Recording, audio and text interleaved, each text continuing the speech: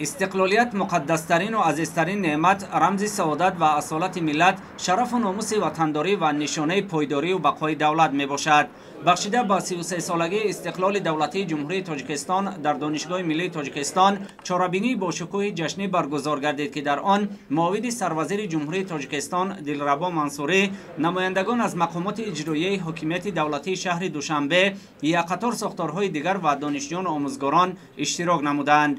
اشتراکچیان همایش جشنی نخست از نمایش دستاوردهای علمی و استحصالی دانشجویان و آموزگاران دانشگاه ملی تاجیکستان دیدن کردند. دانشگاه ملی تاجیکستان از بانفذترین مؤسسه‌های تحصیلات عالی مملکت محسوب می‌یابد و در زمان استقلالیت دولتی در زمینه تطبیق دستور و سفارش‌های رهبریت عالی حکومت کشور، آموزگاران و کارمندان آن در تمام سمت‌ها با دستاوردهای نظررس در تمام سمت‌ها نائل گردیدند.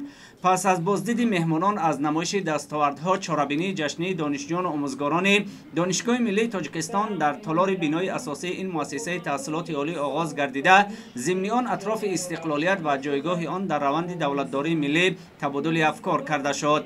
استقلالیت برای هر ملت ارزش عالی داشته، زمینه اساسی موجودیت دولت و کفیل رشد دولتداری ملی به شمار می رود.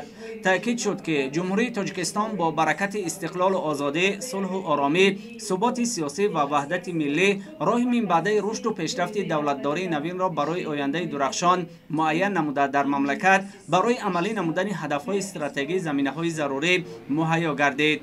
ابراز شد که حکومت جمهوری تاجیکستان از روزهای اول استقلالیت به نیروهای عقلانی مملکت مخصوصاً عالمان توجه خاص ظاهر نموده در حل مهمترین مسائل حیات سیاسی و اقتصادی و اجتماعی و فرهنگی از دانش و ملکه، خلاصه‌های علمی و درخواست و پیشنهادهای آنها وسیع استفاده می‌نماید. گفته شد که رشد استوار و ثمرناک اصلاحات ساحه معارف از افزایش مبلغ گذاری وابستگی داشته. در همین زمینه سال 2024 برای ساحه معارف 8 میلیارد و 231 میلیون سومانی جدا گردیده است که 5.7% مجموع محصولات داخلی و 18.9% خراجات عمومی بودجه دولتی را تشکیل می‌دهد.